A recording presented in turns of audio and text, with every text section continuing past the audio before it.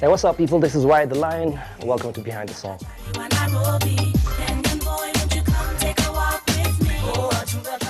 First time I ever recorded a song was in 1996. So do the maths.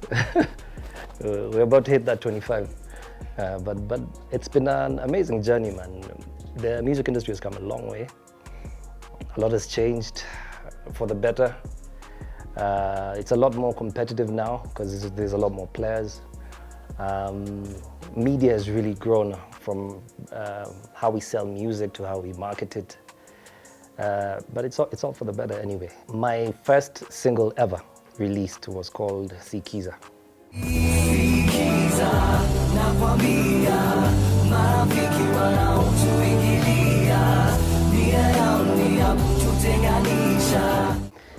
So my story about Sikiza was quite interesting because I remember immediately after I finished high school, I did my first ever talent show. It was organized by Akina Big Kev back then. I got to win my category for Best R&B Act that night. And there's a very famous picture, old school picture, going around, doing the rounds, black and white, or me receiving my award, my certificate and award, and Big Ted was standing just right behind me. In a few years, that'll be me receiving a Grammy award. You never know, man. So shortly after that, I got to meet up with a team of two guys. They used to call themselves Shakumaku Entertainment. One of them was called Patrick, the other one was the famous Faki. How they got that name is another long story for another day. But yeah, these guys really had a great vision of trying to, churn out new entertainers, trying to see where they can get them on the map. At that moment, they were managing a certain group called MGC, which was Mystical Ghetto Cores. And one of those guys was actually Kajairo. Kajairo was a very serious rapper, man.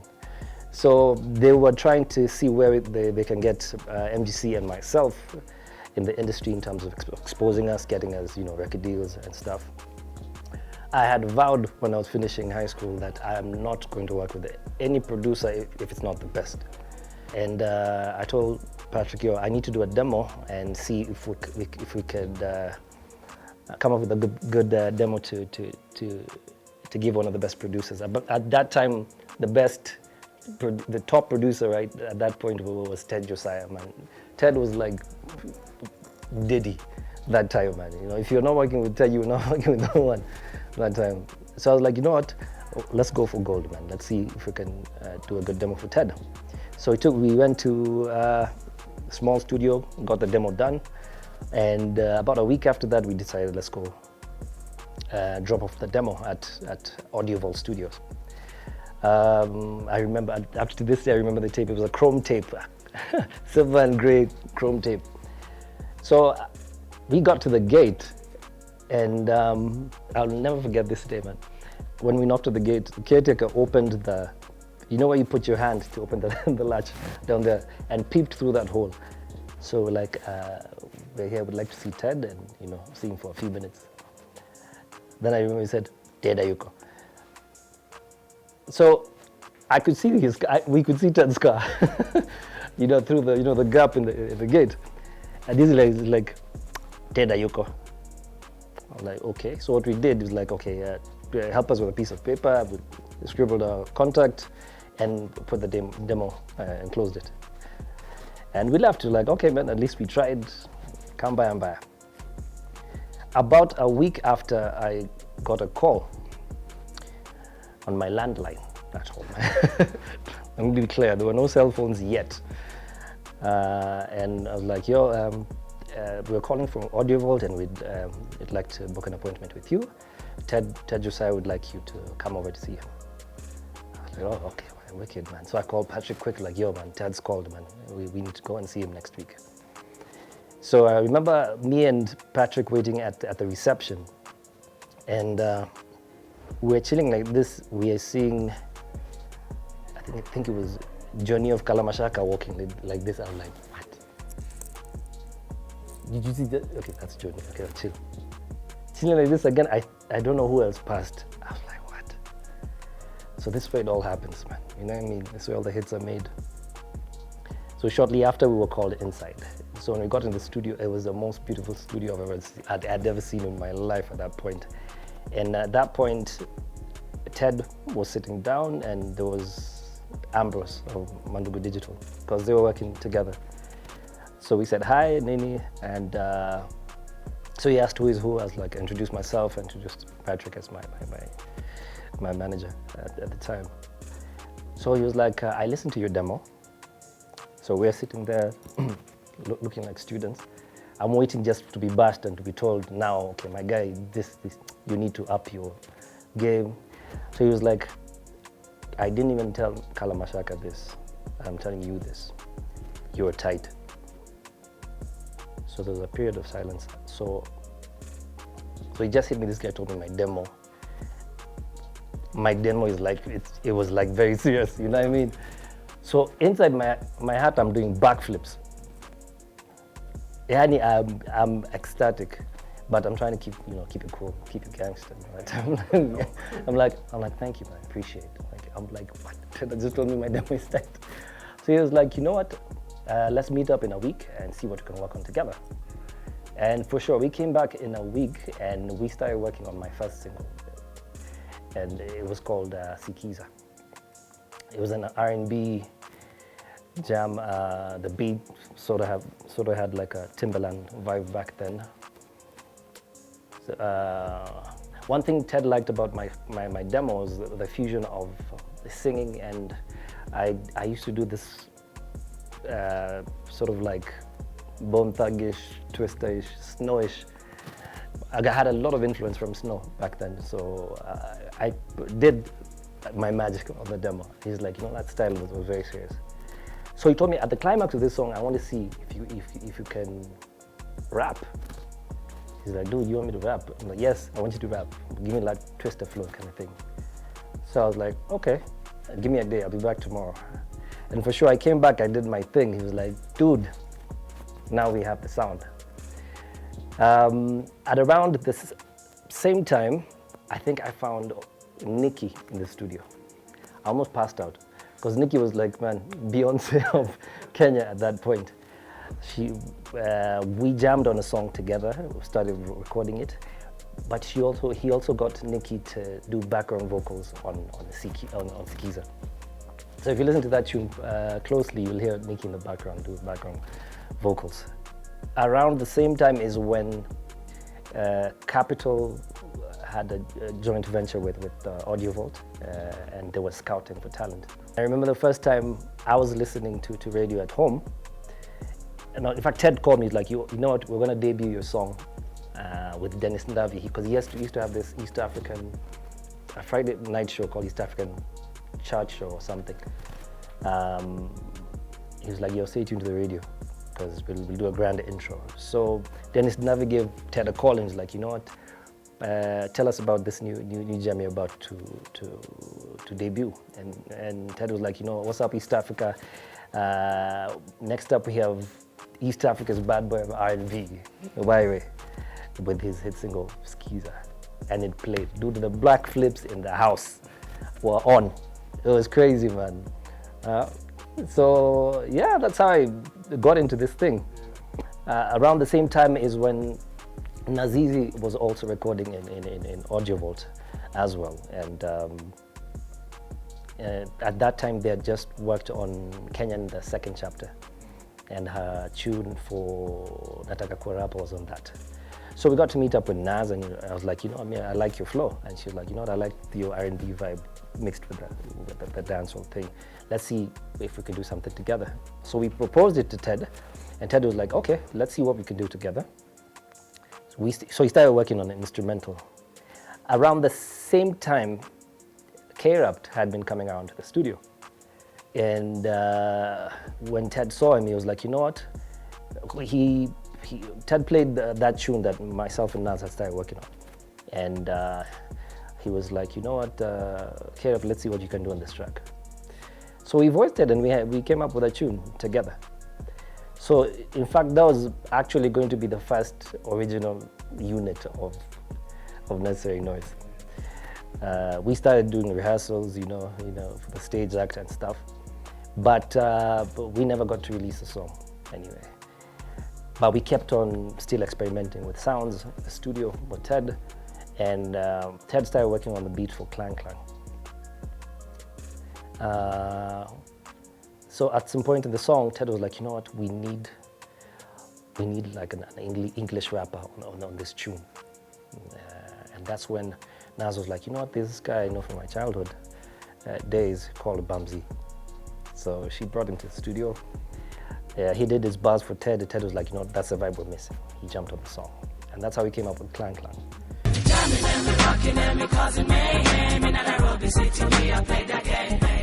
It was an instant hit, man. It was from the intro, Clang Clang. I remember Ted Josiah is the one who did the intro. Nas had her hip hop flow in it. I did my dancehall vibe. Bumsy just came through with his vibe as well. So it was on the charts for quite some time, and the response was amazing. So Ted was like, you know what, we have a working formula here. I like what's going on. Why not continue working on more projects? We launched our first album titled Necessary Noize, and our convoy at that point was Akina CMB, Akina Prezo really came through, you know, cars, flashiness. It was crazy, man. We started showbiz back then, man. It was madness. I remember we used to light up the stage with fire. Literally, there was fire on stage. And what we did for that, so the MC's hyping, are you ready for Necessary Noize? When I say necessary, you say noise, necessary. The crowd was going, noise, it was crazy. And by the time myself and Bumsy got to the stage, we jumped through the fire and we just hyped in the crowd. It was crazy. And then Nas, at some point now, came through the crowd with security. And I'll never forget this image in my head. She got like to the middle of the crowd, and there's a lady who saw Nas like this and passed out. It was some MJ stuff going on. It was crazy. She passed out. I'm like, what? This showbiz thing is really taking off. So we had a crazy launch, and we sold cassettes and CDs on that day, man. It was amazing, man. There was Natakatoa. That was featuring Nyota Ndogo.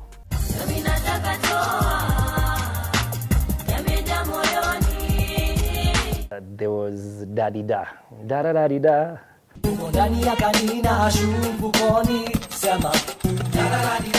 Because of the kind of hype we created with our stage act, I remember us doing Safari Sevens, and what we did for Safari Sevens, we had pyrotechnics on stage. So there was fireworks going off on stage, and the MC is hyping, and all three of us were being carried on Ducati bikes coming through the crowd. But the guys were screaming. It was madness. So by the time you get on stage, the show is done. It's over. So what happened is that now the fans really started calling in the stations, and they were asking, you guys don't have Necessary Noize, seriously. You cannot be serious, man. Did you see what happened at Safari Sevens? Did you see people fainting in Italia? So the demand started growing. So how we came up with the name Necessary Noize is another story. At the same time we were working on the album, Safaricom had just been launched. So Audio Vault got I think the contract to do some activations as well. And we did the first show as Nazizi, Bumsy and Wyre at Nakumat UK, like a roadshow thing. When we performed, we threw it down, and we were headed towards now another show in Jericho. So on the way, before we took off to Jericho, our manager, David Moredi, he came to the car and was like, guys, get a name before the next show. I'm not going to introduce you as Wyre Bumsy. I'm tired by the time I'm introducing you. So I remember that was one long ride looking for a name. So we're thinking initials, BWN, nah, it's corny, man. And it's just not working. And then out of nowhere, after about 5 to 10 minutes, Nas was like, Necessary Noize. So there was silence in the van for like 10 seconds, like, that's it, that's the name.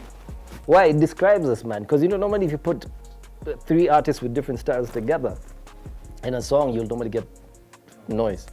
But in our case, it was necessary because we gelled so well. So we're like, you know what, that totally describes us. We got to the backstage and we told David the name is like, perfect, yeah, that's the name. And that's how we got the name. I was privileged to get to produce for many guys, from Prezo to Red Sun, Achieng Abura. Did some stuff with Gidi Gidi Maji Maji. Yeah, man, so it was an amazing period, section of my life that I'll never forget. The Kenyan Boy album, man, we traveled everywhere because of that album. There's no corner of this world we didn't go to. And then that's when music videos had just started popping. And I won't even lie, I think Ted is a genius. I watched Ted pick up his first camera. He had small, like a software on his comp he started fooling around with. Shooting his cat in it. They used to have a cat in the street, and it goes and then he edits. Slowly he just taught himself. And he's the one who did our first video for Kenyan Boy. I'm telling you, man. So his willpower is just amazing. Kenyan girl, won't you come take a walk with me? Nampaka chali wa Nairobi. Kenyan boy, won't you come take a walk with me? Oh, achunga taka manzi wa Nairobi. That album had songs like Bless My Room, Kenyan Boy, Msenangu, Ju.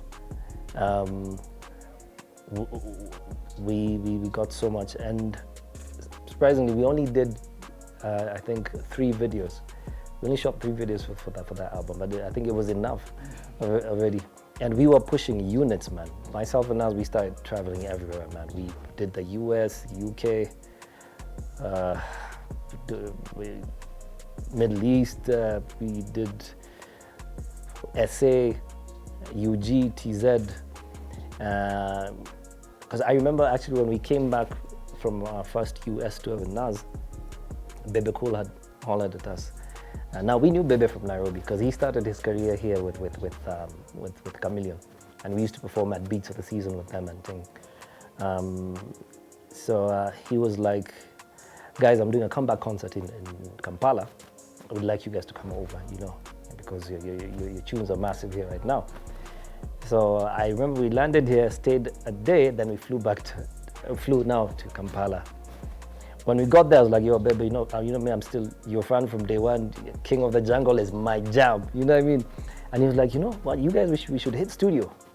We hit studio, we recorded Africa Unite, our first single as EABC. So we recorded it today. The next day we were on stage performing it. The crowd went berserk. Because 1, it's the last combination they ever thought of. 2, what they saw on stage was East Africa. But Naz has got some Tanzanian roots. I'm representing Kenya, Bebe UG. So the whole of East Africa was represented up there. And yeah, that's how EABC was born. Because after that performance, we kept on being called to UG for gigs. And that period of time is when we recorded the Fire Anthem. In the club, everybody just push up your hand. Hey, oh. Pretty girl, pan the block, won't you wind up your waist? Hey, oh. Hey, oh. After a couple of years of pushing Necessary Noize, the Kenyan Boy album, and also traveling a lot between UG and Nairobi for EABC concerts, I was still continuing my production thing. And I remember even calling Naz to the studio once to sample for her Chuki. So she loved it. In fact, she was like, when is this dropping? We need this thing, this tune needs to drop soon. I talked to Ted and we got to work on the video for Chuki. Prezo even did a cameo at the intro.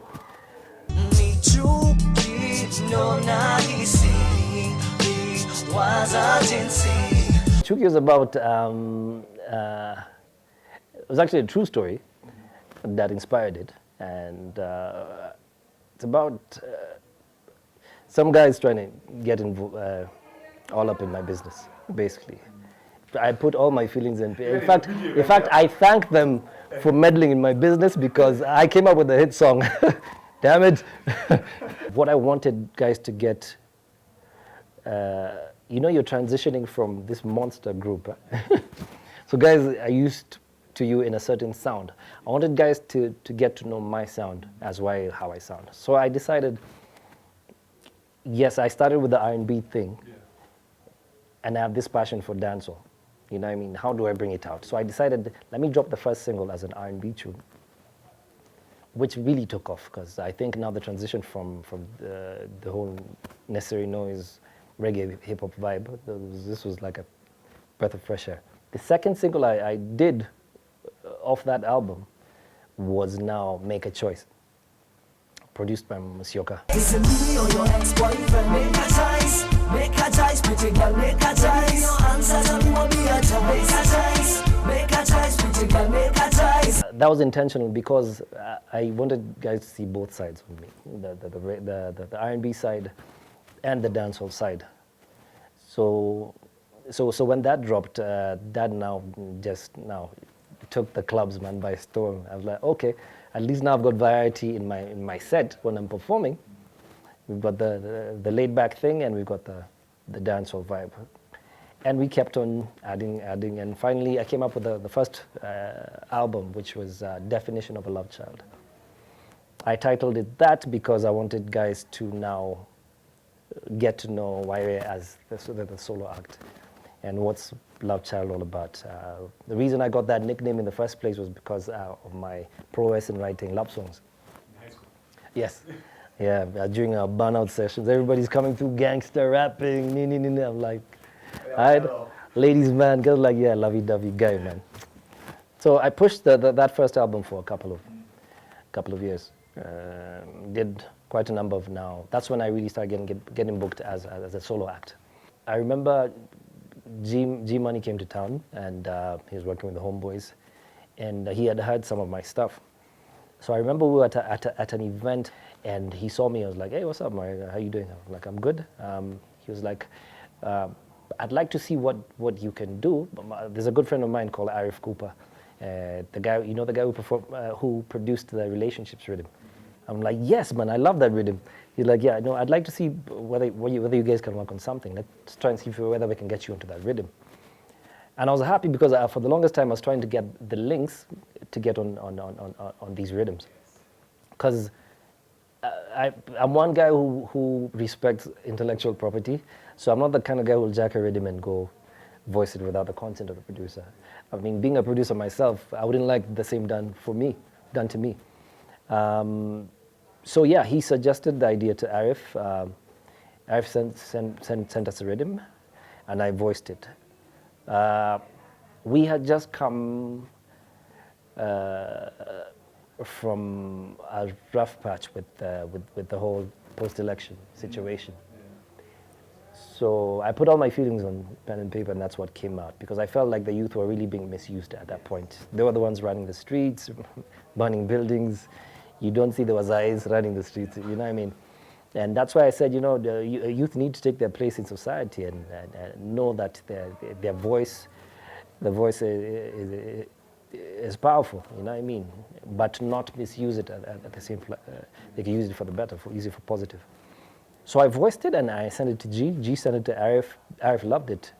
And it came out officially on the album project. I remember getting a call from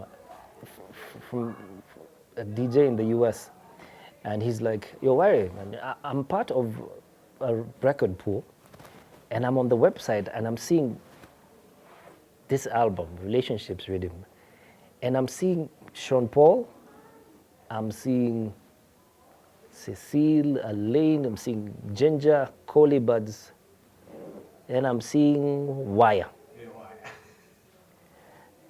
Is this you?" I'm like, "Dude, you played a song." You played. So when he had Love Child, like, "My guy, now, you've made us proud." You know what I mean? So man, for me, that was a wake-up call because, you know what I mean, getting onto the right projects can really propel you to the next level. I remember getting messages from G-Money telling me that yo, congrats, I'm listening to you on Wyre FM in Jamaica, you're playing. Which for me, being a reggae act outside of Jamaica is, for me, felt good. At least my music is getting recognized on that side. Uprising got a lot of airplay. This is uprising, yeah, this is uprising, yeah, this is uprising. For the youths on the scene, tell them not to lose hope in life, no, you see, this is uprising.